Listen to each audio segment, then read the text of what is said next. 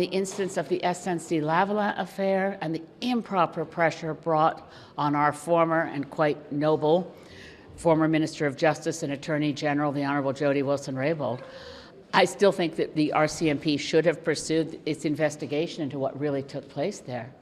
But we actually don't know whether Justin Trudeau applied the pressure or not. We only know that the former clerk of the Privy Council office, Michael Warnick, did.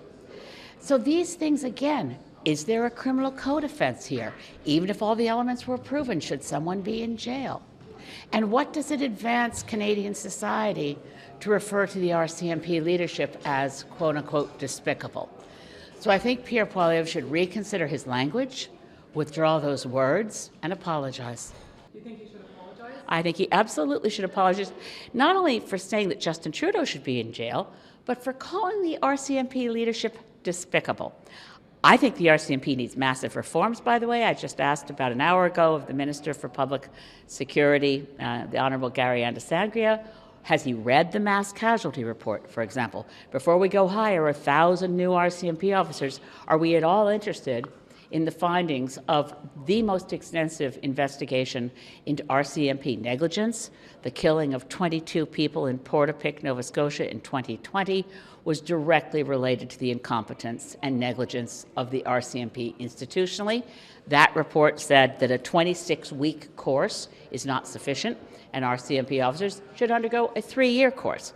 It's very clear that this government is not accepting those recommendations. They're going to hire 1,000 new RCMP officers who have received a 26-week course. I think we should learn from horrors like the killings, the largest mass killing in Canadian history, when 22 people were killed in Nova Scotia, where the killer was someone who'd been reported to the RCMP for over 10 years.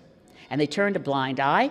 The report, if you read, it's this incredible report. Basically, the RCMP notes on those occasions were, why would a wealthy white guy beat up on a poor guy and steal his money? He's a wealthy white guy, so obviously we don't believe the complainant. I mean, it's that clear, the inherent racism in the system, that could not believe that this wealthy denturist was, on complaints from numerous people, a dangerous psychopath. They just chose not to believe it. They didn't investigate it. That's one of the reasons the Mass Casualty Commission report said they need better training. 26 weeks versus what the Mass Casualty report says 3 years. But that's not the same as what Pierre Poilievre said. He said the leadership was corrupt.